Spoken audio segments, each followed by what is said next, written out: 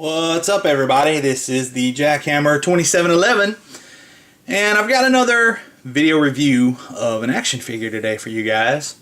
Today I'm going to be reviewing the Mattel DC Signature Series Doomsday Unbound San Diego Comic-Con exclusive action figure. Of course, this figure was available first at San Diego Comic-Con this past year, and then was available afterward on MattyCollector.com after the conference.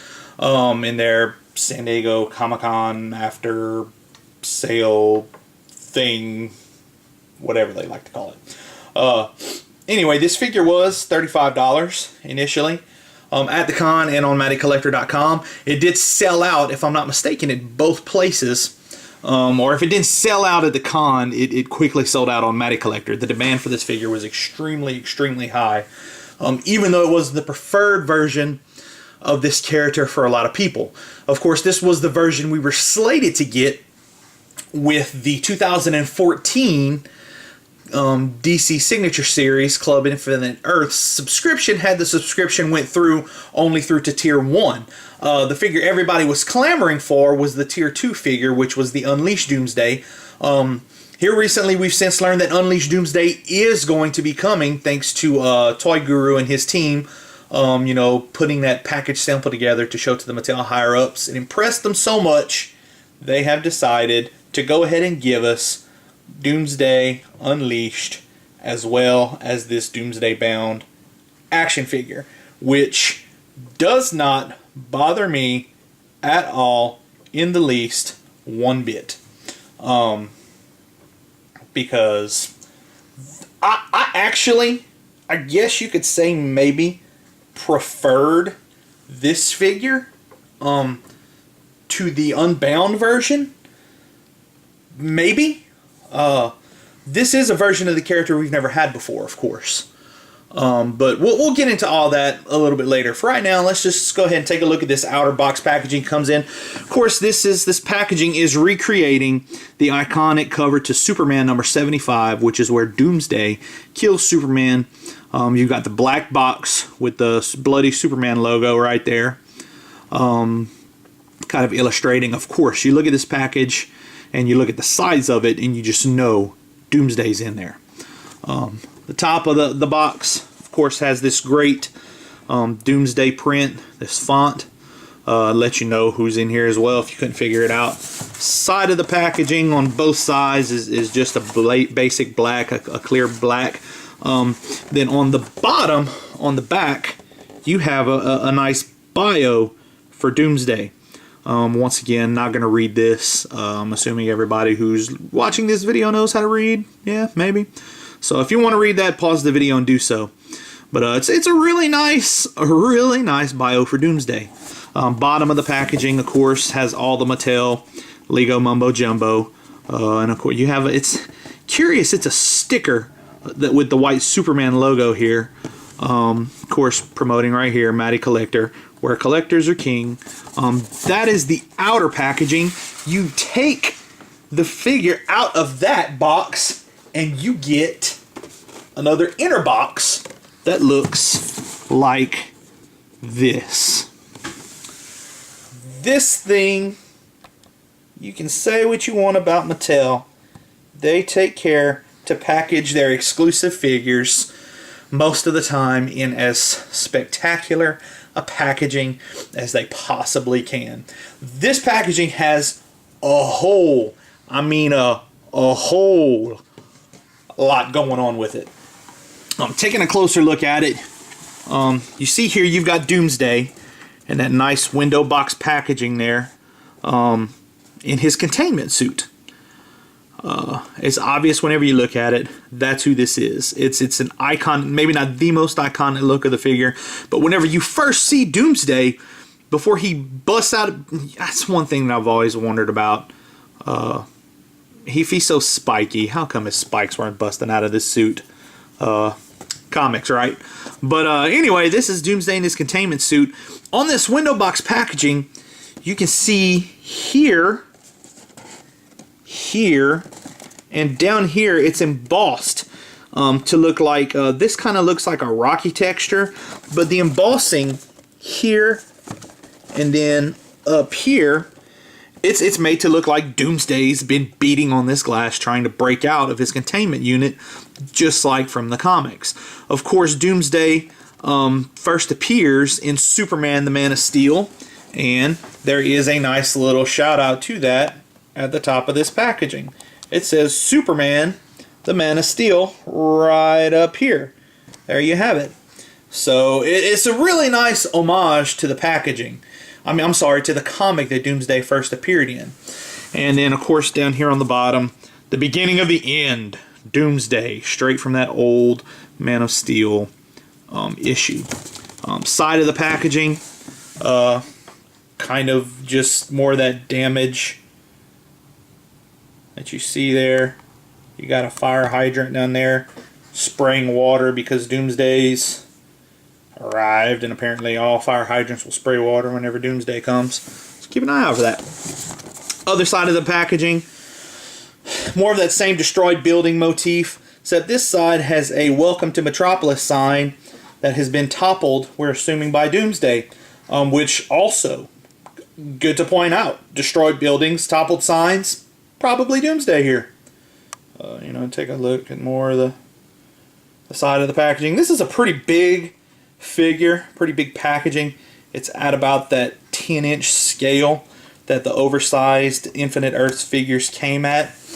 Taking a look at the back of the packaging here, you've got a really, really cool artwork rendition of Doomsday, as you can see there in the packaging, or on the packaging rather, in his containment suit, as you can see there. You've got another bio that's kind of, sort of, partially obscured by the artwork, but you can still get a good read of it. If I'm not mistaken, I think that is the same bio that's on the back of the black box. And taking a look at it, it's the same bio. So if you find that hard to read, or it's distracting to you with the artwork kind of flowing over on top of it, you can just read that bio on the black of the black box. Of course, the top of the packaging, you have your DC Comics logo here, Signature Collection logo there, and on the bottom, once again, more Matty Collector legal hoo-ha. And this is interesting. I want you guys to take a close look at that question mark. That question mark says service.mattel.com, meaning if you call Mattel and have a problem with this figure, there's going to be a question as to whether or not they're going to be able to do anything for you. No, I don't know if that's what it means, but it's just kind of funny. I've never had any problems with the Matty Collector customer service personally, but I've heard some horror stories from other people. But anyway, let's go ahead and bust Doomsday out of his literal plastic prison and see just exactly what he's working with. I've got Doomsday here, busted out of his plastic prison, but before I get to the figure, I want to show you a little bit more detail about his plastic prison. If you take a look in the background of the packaging, there's more artwork depicting description back there. And this is Metropolis. How do I know? Well, you look at, that's the Daily Planet up there. And also in this packaging, if you look way back there, you'll see Superman flying around in the background. And that is insanely cool. Whenever I see something like this, whenever I see this packaging, I don't really want to get into the debate of who killed the line. I don't think the blame lies in any one particular place. Mattel, there was obviously some missteps. Their stubborn refusal to get rid of Digital River being one of them. You can say character selection, but that's kind of subjective, because what one person thinks is poor character selection, another person might be really happy with. Personally, to me, the only couple figures I really wasn't happy getting in the sub were Constantine, I really don't have a big emotional connection to Constantine, in which I know a lot of people liked him, and Bad Zorro. I don't hate the Bad Zorro figure. I just didn't think it was right for Club Infinite Earths, but it was a good figure. It was a decent enough figure. So, and of course, I mean, there's just a ton of other things. You know, you can say what you want, that it was just, the sub was just dumping ground for retail figures that were never going to get released, and that's all Mattel was trying to do, but give Mattel some credit. They were trying to give us something. They were trying to put some kind of product out there. And while there were missteps on their part along the way, we as the fan community aren't blameless either.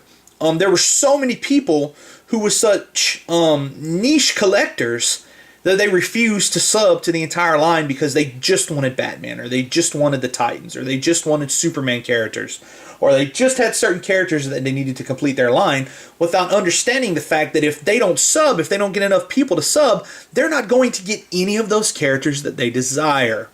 You also had the fans who wouldn't sub blindly. That I understand to a degree. But kind of goes back to the same thing. Yeah, you might have a few figures that you don't like. You know, I've seen some people say that the entire lineup so far that we got wasn't desirable to them, and they just wanted figure A, B, or C. Well, the only way you're going to get figure A, B, or C is to blindly sub, and just find a way to accept the fact that you're either going to end up with figures you don't like, or you're going to have to sell them off on the secondary market. And I know that's kind of a holier-than-thou attitude. I'm not really trying to be that way. That's just the way I felt about it. Really, to me, the only true excuse not to sub would have been for financial reasons. Other than that, really, as a fan community, we could have come together and got this thing done. Look at the Masters of the Universe Classics community.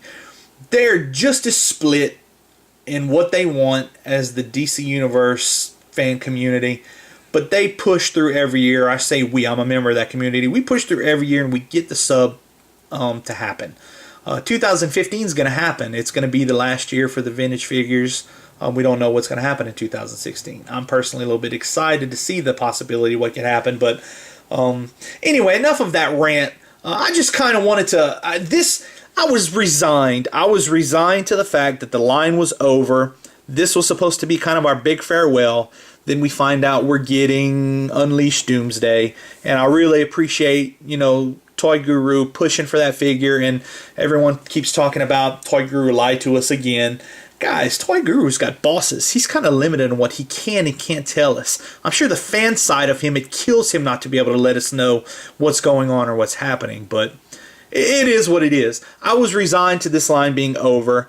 I found out we're getting Unleashed Doomsday and was excited about that, but once I got this figure in hand and looked at this packaging and got it out of the packaging, guys, I'm hoping Mattel pulls a Hasbro and comes with a revival of DC Universe Classics in the future, because this figure has gotten me excited for the line again. It really has.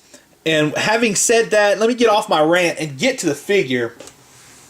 This is Doomsday bound. He is awesome from the top of his head to the tips of his toes. He is a fantastic action figure. Let's take a look at him in a little bit closer detail here. Taking a look at that head sculpt. It's Doomsday bound, so there's really not much that you can do with the head sculpt other than just sculpt the head as it is like this with that goggled look. But it's, let me adjust my lamps here. Because I've got him so close. It's a nice head sculpt for what it is. You know, you've got some sculpting detail here, as you can see in the folds of the mask here. Also, the side of the mask has those sculpted details with the folds of the mask there. Not so much on the back, but again, focus. Again, you stay focused, Daniel-san. Your best karate is still inside you. Karate Kid reference. More sculpting detail there. Taking a closer look at the head sculpt there. You've got this really nice paint job on the goggles there that are a built-in part of his mask. As you can see, the paint job, it's that, I'm just going to call it Doomsday green. I guess maybe kind of a turquoise or something like that, but it's that color that when you look at it, you know it's Doomsday. It's the entire figure's painted in that color, as you can see. Kind of going down and taking a look at the rest of him. He's painted in that color, and then his boots and his gloves are kind of painted in just a more standard kind of dark hunter green, I guess you would say. But he's painted in that color, and then he's got a nice, I don't know if you can maybe pick it up right there.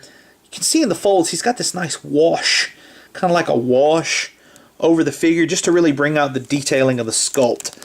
You can see it in areas, you know, especially here around the mask, there in the folds of the mask, down here on the leg area here.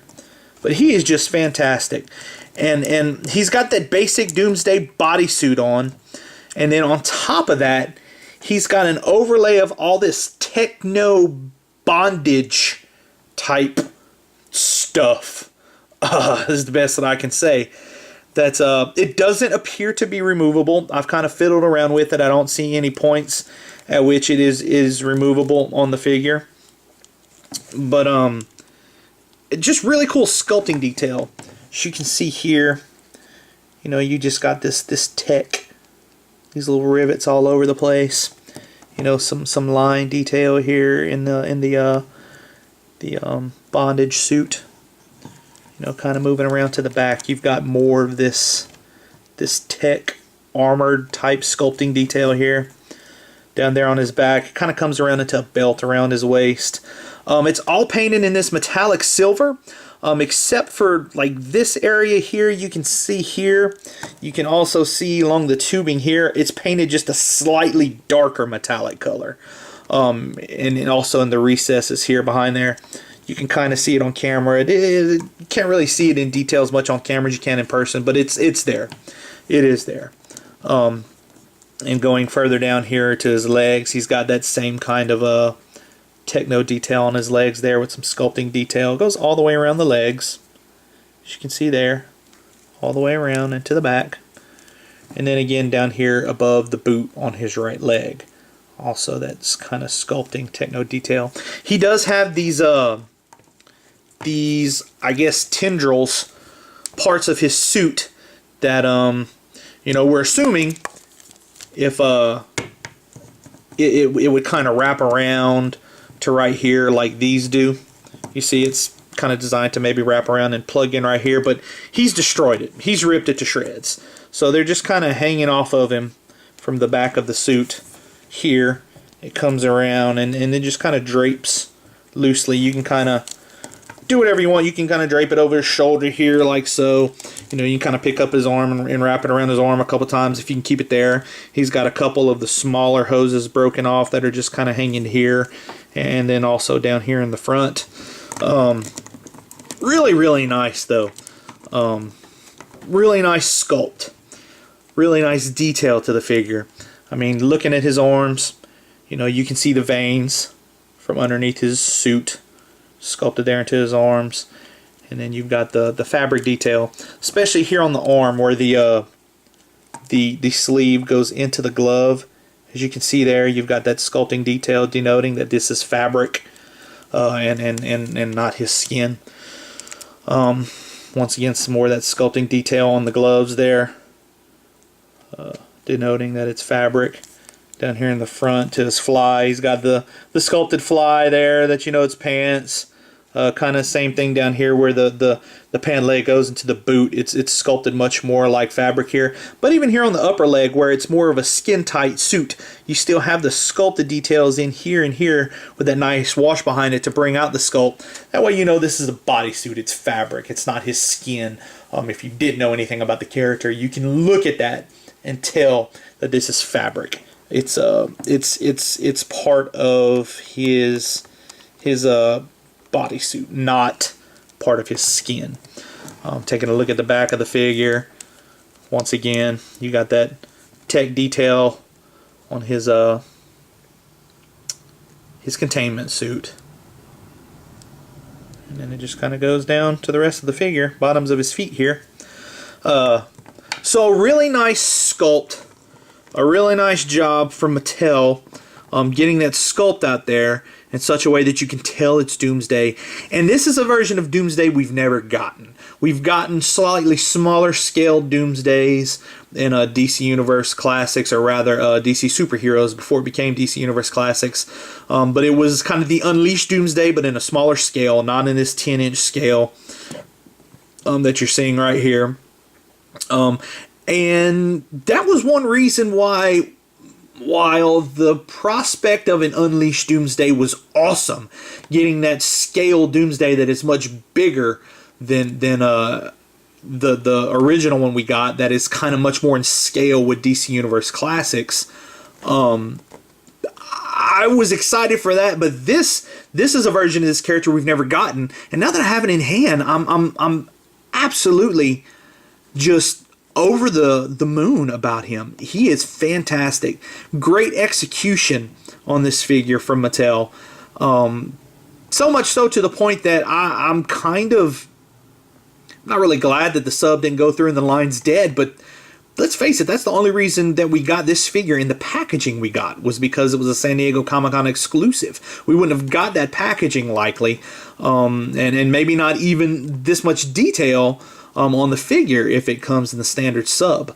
So it's really nice, a really great San Diego Comic-Con exclusive from Mattel, and part of that quote-unquote goodbye to the Four Horsemen styled DC Universe Classics line of action figures. But just a great figure. Going over articulation, he's got pretty standard DC Universe Classics articulation. The head does go up about that far, as you can see here from the side, and then down. He looks down quite a bit. And it is on a ball joint, so in addition to that, it will go all the way around. The arms go...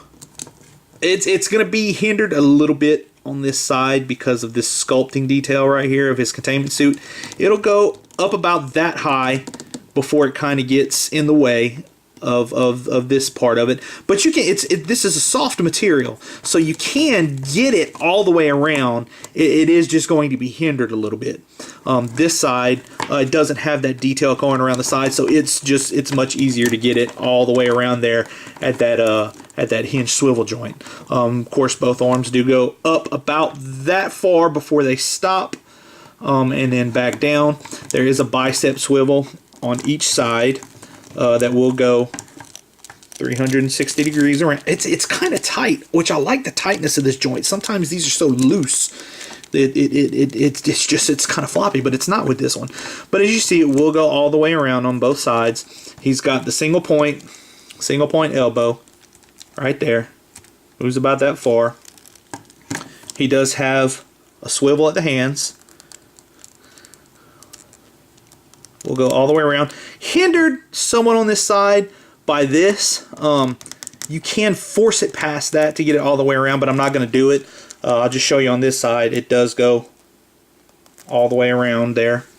Does have waist articulation. You can swivel him at the waist side to side somewhat, but it's going to be hindered. It's hindered by this detail, this sculpting, this sculpted containment vest, I guess you could call it. But it does rotate a little, but that's about all you're going to get without kind of forcing something. He does also have ab articulation.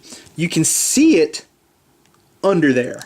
You can kind of see where it's at under there, but because of this containment suit, it's hindered quite a bit. That's about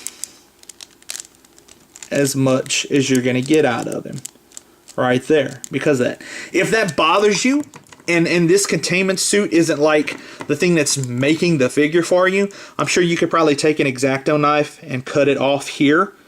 Probably not this bottom part. This bottom part is a separate, the bottom part, this belt type area is a separate piece, so that's going to be on there. But you could probably take an X-Acto knife and cut it right about there. Take off that if that's kind of a deal breaker to not be able to have the ab crunch. It's not for me, honestly, because you're still going to be able to pose this guy and get him in a lot of nice poses with that ab crunch hindered as it is. Getting down to the legs move forward about that far. They go back about that far. Of course, they go out to the side and then back in. They do have the thigh cut there. Single point elbow. There's boot cut articulation on this guy that goes all the way around. Not too often we see the boot cut. And he does have, of course, single point ankle and just a touch of pivot, of ankle pivot. Now, I will say this about the articulation on my figure, and I will show you this as he stands here, down here at the bottom of the screen. This ankle joint is fairly tight. This one, pretty loose. He's got a pretty loose ankle joint right here. I'll probably be able to fix that with super glue, but it is something to be aware of. He's still able to stand with no problem.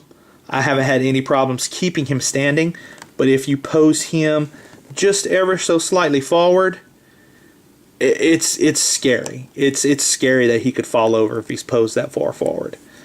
Better to pose him in as high a standing pose as you can if you have that loose ankle joint. But anyway, that's Doomsday, folks. As I said, see, there you go. I've got this little ridge on my table right there, right here. And as I was pushing him back and his ankle hit that ridge, he collapsed because of the loose ankle joint. I mean, not everybody's gonna have to deal with that problem. The knees are a little bit loose as well on mine, but the knees aren't the problem. It's the ankles, at least on my figure. But there you have Doomsday bound. He's no longer available on MattyCollector.com. There might be some customer service stock that they make available later in the year in Black Friday, Cyber Monday, something like that. I didn't get him from MattyCollector.com. I actually got him online from a seller on eBay, but I paid about the same price as I would have paid on MattyCollector.com after shipping. I think with shipping, this figure was about $43, $44. So I actually probably saved a few bucks because if you know one thing about Matty Collector, you know they're going to get you on shipping. But this is my review of the Doomsday bound figure. As always, click a like, subscribe, leave a comment, rate it. Let me know what you guys think. Give me some constructive feedback. This has been Jackhammer 2711, and as always, I will catch you guys on the flip side.